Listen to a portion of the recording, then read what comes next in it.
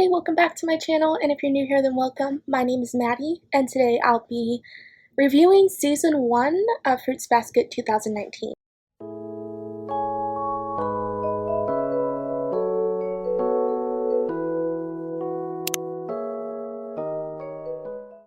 I have been mentioning how I really wanted to review Season 1 of Fruits Basket because I feel like I just need to wrap all my thoughts up in one video because there was just a lot to take in. So I really wanted to comment on just everything I thought was so well done about this season, as well as some of its flaws, which are barely any because this reboot so far has just been incredible. But I want to talk about those stuff. So I figured we'd go over, plot, pacing, animation, all that stuff.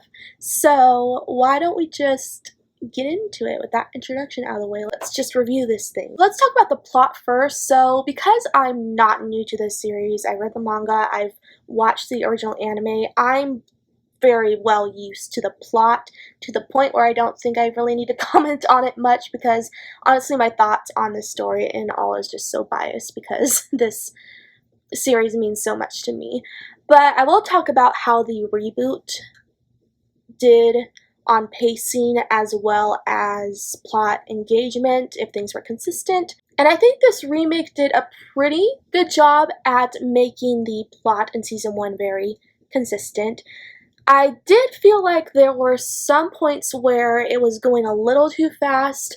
However, we gotta keep in mind that this manga has like 136 chapters, so there's a lot to cover. I know they're gonna have to go really fast in some episodes, but I still wish it would have slowed down a little. There were some parts that I really love from the manga that just were kind of skimmed over, so it would have been nice if the plot would have slowed down a little.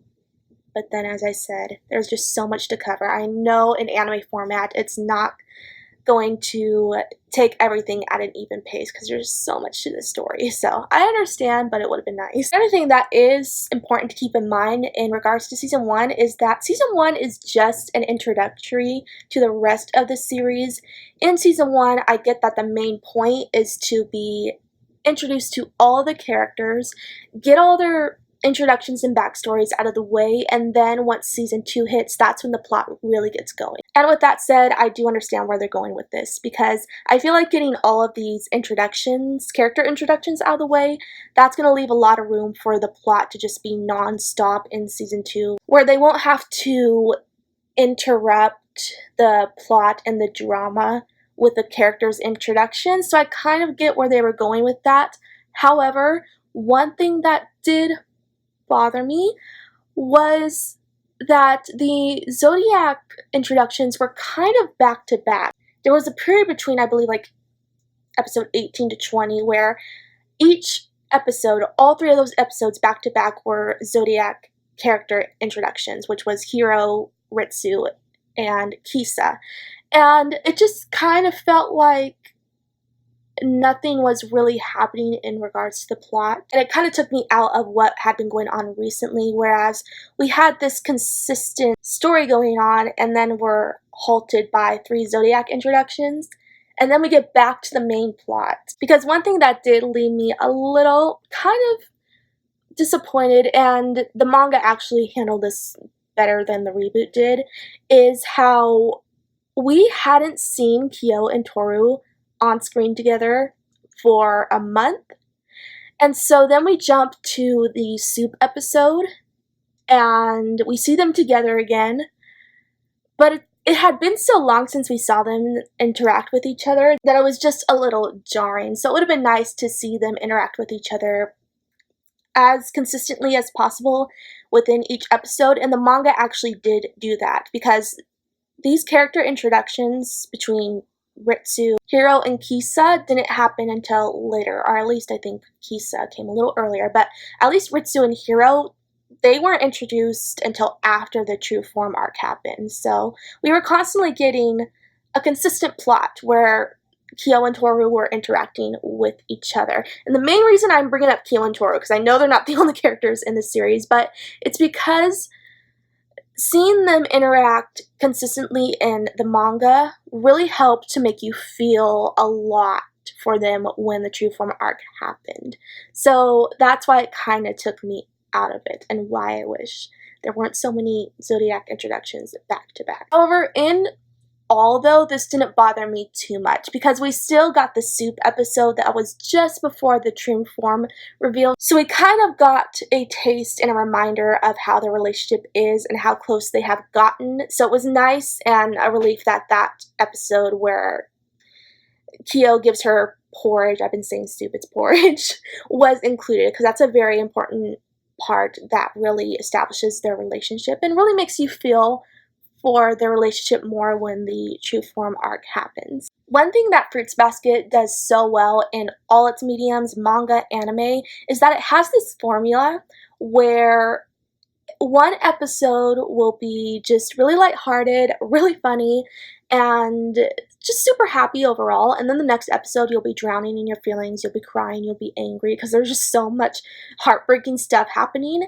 And I think the concept of having one episode be super chill and lighthearted, and then the next one breaking your heart, then repeating that pattern over again is a really good idea, because you don't want to have too much angst back to back to back, because then that'll make it feel very forced. Then the drama won't come off as genuine anymore, because I've seen animes where that happens, where it's just drama back to back to back, and I'm like, this is too much. I don't even feel for these characters anymore because this is ridiculous. So I really like that formula and how the reboot really implemented that idea of having, you know, a chill episode and then a tearjerker episode back to back. Talking about the characters themselves, they were developed so flawlessly.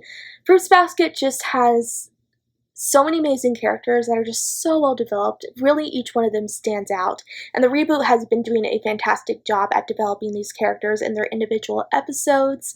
So each Zodiac member we've seen so far has been just flawlessly developed, and not only the Somas, we also got to see Uo and Hana's backstories, which was so cool because they're not even a part of the Soma family, they're just Toru's friends, but we still get to see them and how their lives were and how just tragic their backstories are, but then Toru comes into their life and just like saves them and makes them feel better. So it was really nice to see that too. And the character development will only just get better in season 2. There's just so much you newbies don't know about these characters that you're going to find out, and I can't wait until you do. Overall, like I said, the setup to season 2 was amazing.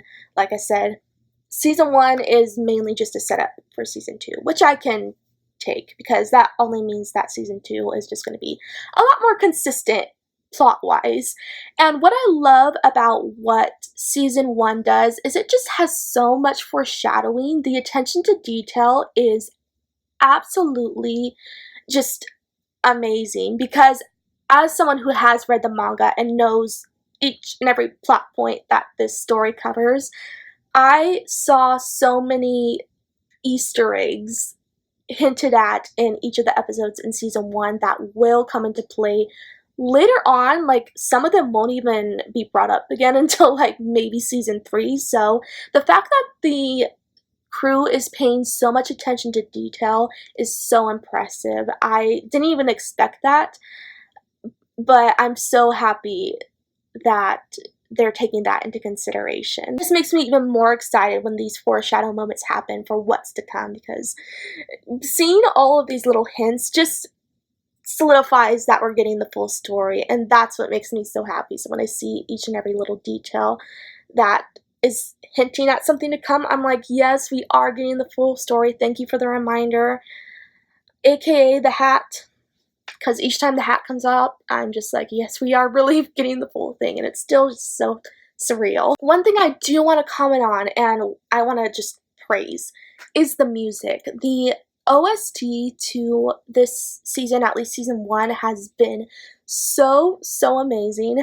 I know there's a lot of different opinions. Some people prefer the soundtrack to the 2001 anime over the 2019 anime, some prefer 2019. I, hands down, prefer 2019's soundtrack. I just feel like the 2019 music fits the series so much better than the 2001. I felt like the 2001 music was overly comedic and that's probably because the original anime mostly focused on comedy instead of the drama, so that's probably why. And also, every time I listen to the 2001 music from the anime, it just sounds like it belongs in an 80s video game. It just sounds so outdated, and just, it doesn't fit the series to me. But the music in 2019 really does, in my opinion. I just love all of the piano instrumental tracks, and some of these tracks I would listen to on the daily. Like, I know there's going to be a album or soundtrack released to season 1 really soon, and I'm like, I'm definitely gonna get that because I would listen to these songs all the time. And the reason why I think these songs work so well for this series is that each song fits certain scenes just perfectly. The music in season 1 really sets the mood for what's going on, whether there's something very heartbreaking happening, the music will get very sad. If there's a really intense moment, the music will give you feelings of anxiety. If it's really happy, it'll be just like a bright track. Like, the creators know what they're doing in regards to the soundtrack, and I appreciate it so much because the music in season 1 has just really made me feel for what's going on. It puts me in my emotions, and I don't think the show would be the same without the music. Music is just so important in shows and movies and anime to me, so I just appreciate how well done the OST has been for Fruits Basket so far. Now let's talk about the animation. So the animation was just stunning.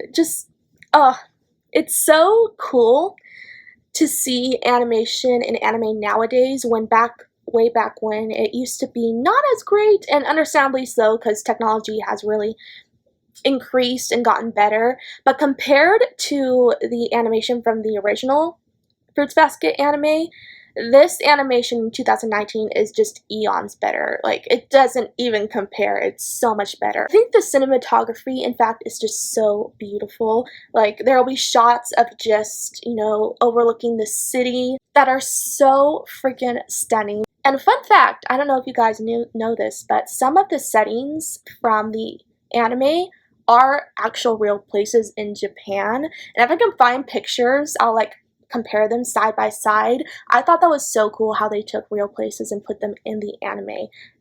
That is really cool. I don't know if any other anime has done that before, probably, but I love that little detail. And also the character designs. The character designs are so good. And what I appreciate is how each character really stands out from the other. All their designs are different. They all have their unique looks. Maybe this is just because he's my favorite character, but I really love Kyo's character design, mostly because his orange hair stands out so much more than it did in the 2001 version. Like, it's more of a red orange, and I just really love the color of it way more than how he looked in the original. So every time I see his character, I'm just like, oh, he's so beautiful. But I mean, that's probably just because I love him so much, so I'm biased towards him really bad. However, I will say that I do think the animation quality dropped at some points, especially towards like the middle of the season. There'd be some shots that just looked really wonky. I think it's the particular shots where they include CGI that looks really weird. Like, I felt like anytime they were doing a CGI of like a car moving, it would just look really jittery and out of place. That's the only complaint I have towards the animation, but other than that, the show just looks so freaking pretty, and I cannot wait to see what the animation has to bring in season 2. It might even just get better, so we'll just have to see. So those were all of my very long thoughts on season 1. Overall, what would I even rate it? I would give it a 9 out of 10 because, like I mentioned, there are some issues I have, but I mean, those issues are so minuscule in comparison to all of the great positive things that came out of season 1. And just this reboot so far is just almost flawless. I love it so much. I love where it is going. Alrighty, so before I go, I mentioned in my reaction to the last episode that I kind of wanted to do like a little thank you thing during my review of season 1 because I just really want to thank you guys. I did not expect for this to come out of me reacting to Fruits Basket or anime in general. I just reacted to episode 1 because I was like, you know, I really, really love Fruits Basket. I don't know if anyone will watch this because, you know, I'm not an anime channel.